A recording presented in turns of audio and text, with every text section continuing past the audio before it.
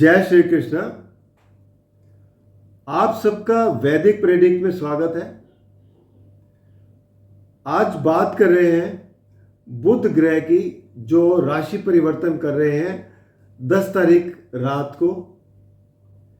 ये अपनी नीच की राशि मीन में चल रहे हैं और अब ये आ जाएंगे मेष राशि में।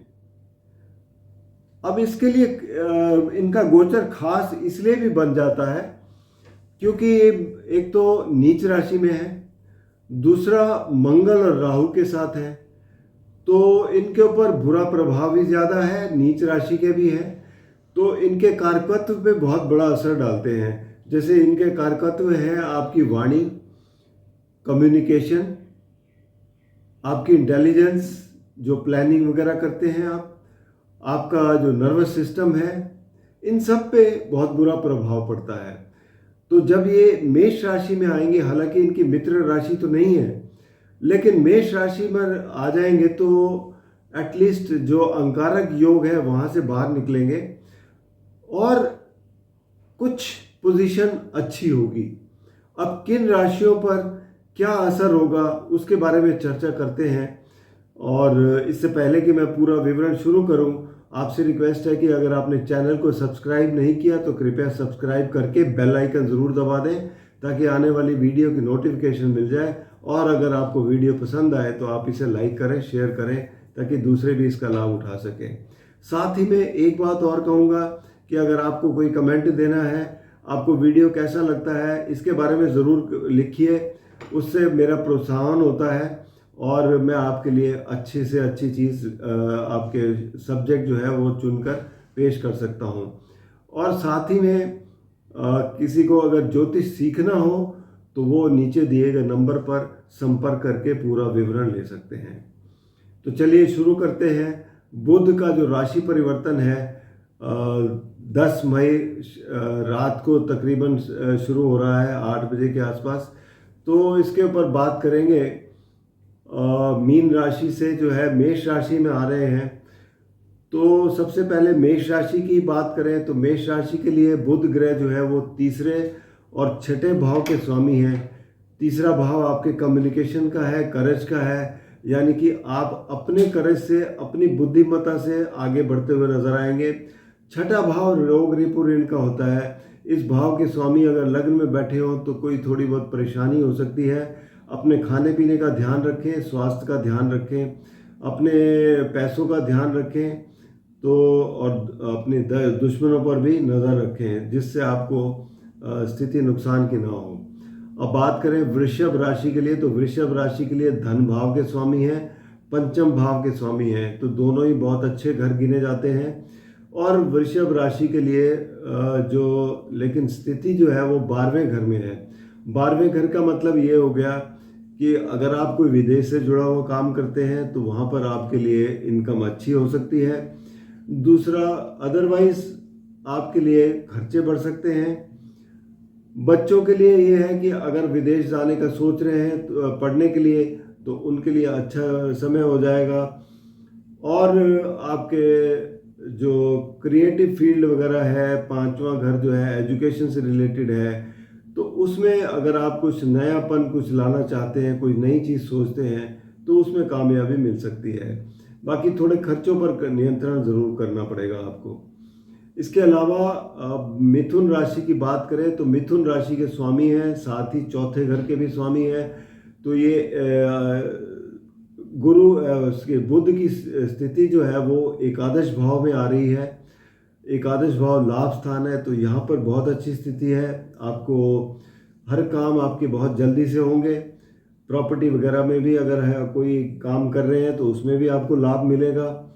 और भी अगर कोई है, अगर आप शिक्षा स्कूल के में पढ़ते हैं, बच्चे हैं, तो स्कूली शिक्षा में भी आपको लाभ मिलेगा। माता से भी आपको लाभ मिलने की उम्मीद है बिल्कुल।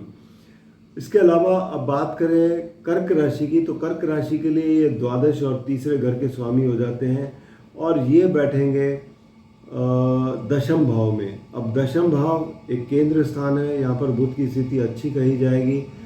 कुछ काम के क्षेत्र में कुछ बदलाव हो सकते हैं जो आप यहाँ हो सकता है खुद लेके आए या आपको ऊपर से इंस्ट्रक्शन मिल जाए। और दूसरा, अपनी बुद्धिमत्ता से आप आगे बढ़ते हुए नजर आएंगे। सिंह राशि की बात करें, सिंह राशि के लिए आय भाव के स्वामी हैं, धन भाव के स्वामी हैं, तो दोनों ही संबंध से, फाइनेंस से जुड़े हुए घर हैं और ये बैठेंगे नवम भाव में। नवम भाव भाग्य स्थान है, तो यहाँ पर आपकी स्थिति काफ़ी अच्छी होगी, आपको आय में वृद्धि होगी, धन में भी आपको संचय करने में कोई परेशानी नहीं होगी। कुल मिलाकर आपके लिए बड़ी अच्छी स्थिति है। कन्या राशि की बात करें, कन्या राशि के स्वामी हैं बुध और दशम भाव के भी स्वामी हैं, 8वें घर में बैठेंगे। 8वें घर में बुध की स्थिति खराब नहीं होती, लेकिन कोई बदलाव ज़रूर लेके आती है। तो कार्य क्षेत्र में कोई बदलाव आ सकता है, आपके वैसे कोई काम करने के तरीके में बदलाव आ सकता है। स्वास्थ्य का ज़रूर ध्यान रखें यहाँ पर, क्योंकि थोड़ी कमज़ोरी होती है। और 8वें घर में जब बुध आते हैं तो कम्युनिकेशन में ज़रूर प्रॉब्लम आती है, इस चीज़ का भी ध्यान रखें। इसके अलावा बात करेंगे तुला राशि की। तुला राशि के लिए ये बन जाते हैं आपके भाग्य स्थान के मालिक और छठे घर और 12वें घर के मालिक। तो भाग्य स्थान के मालिक होकर ये बैठेंगे सप्तम भाव में। एक तो केंद्र स्थान है और दूसरा भाग्य की वृद्धि होगी। खर्चे ज़रूर बढ़ सकते हैं, आपके बाहर लोगों से मिलते हैं, पार्टनरशिप वगैरह के मामले में तो यहाँ खर्चे हो सकते हैं, बस इतना ही है। बाकी परेशानियाँ और नहीं है। अब वृश्चिक राशि की बात करें तो वृश्चिक राशि के लिए 8वें और 11वें घर के स्वामी हैं, छठे घर में बैठेंगे। 8वें घर के स्वामी जब छठे घर में बैठते हैं तो एक विपरीत राजयोग बनाते हैं। तो यहाँ 8वें घर के आपको जो संभावित कारकत्व है उसमें लाभ मिलेगा। यानी कि आपको अगर कोई ऐसा काम करते हैं जो ज़मीन से जुड़ा हुआ है, कोई रिसर्च का काम है, कोई ऑकल्ट का काम है जिसमें आप काम करते हैं, उन सब में आपको लाभ मिलता हुआ नज़र आएगा। दूसरा, छठे घर में बैठकर जो लाभ की स्थिति है, लाभ स्थान के मालिक हैं, तो यहाँ पर थोड़ी सी परेशानी हो सकती है, लाभ में थोड़ी कमी आ सकती है, इस बात का ध्यान रखें। बात करें धनु राशि की। धनु राशि के लिए ये सप्तम और दशम भाव के स्वामी होते हैं और बैठेंगे पंचम भाव में। पंचम भाव में इनकी स्थिति काफ़ी अच्छी रहेगी, आपको कार्य क्षेत्र में भी लाभ मिलेगा और आपके जो रिश्ते हैं वहाँ पर भी आपको बड़ी सुविधा रहेगी। यहाँ पर कोई परेशानी नहीं होगी, बल्कि बढ़ते हुए नजर आएंगे। जो लोग शिक्षा के क्षेत्र में हैं उनको भी यहाँ पर बड़ी अच्छी सहायता मिलेगी। पंचम भाव में बुध की स्थिति बहुत अच्छी होती है क्योंकि त्रिकोण भाव है।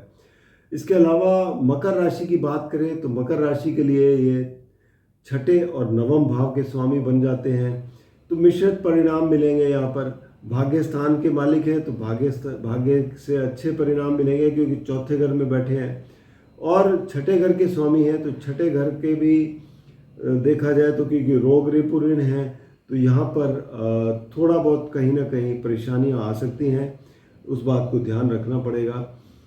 अब बात करेंगे कुंभ राशि की। तो कुंभ राशि के लिए ये हो जाते हैं आपके पंचम और छठे घर के 8वें घर के स्वामी।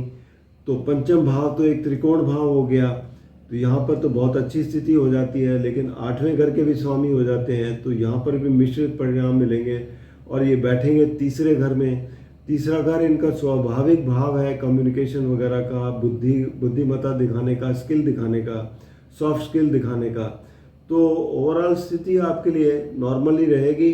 बस ये होता है कि आप क्योंकि 8वें घर के स्वामी हैं, जिसकी वजह से थोड़ा बहुत कहीं रुकावटें आ सकती हैं आपके काम, आपकी क्षमता में, कोई आपके काम करने के तरीके में, तो उसमें थोड़ा सा आपको फोकस करके चलना पड़ेगा।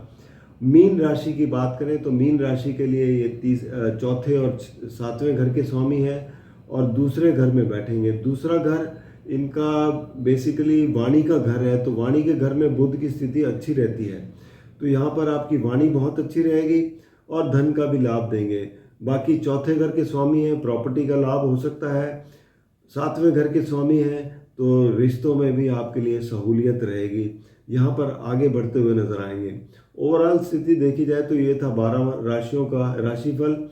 बाकी अगर आपको व्यक्तिगत रूप में कोई भी समस्या है तो आप नीचे दिए नंबर पर संपर्क कर सकते हैं या vedicpredict.com पर लॉगिन कर सकते हैं।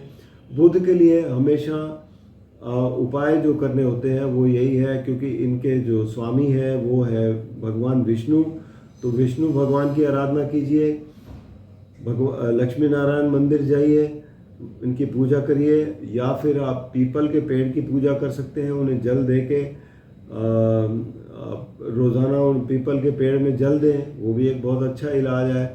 और साथ ही में अगर आपके कामों में रुकावटें आती हैं तो बुधवार को आप गणेश जी की आराधना करें, इससे भी आपको बहुत लाभ मिलता है। धन्यवाद।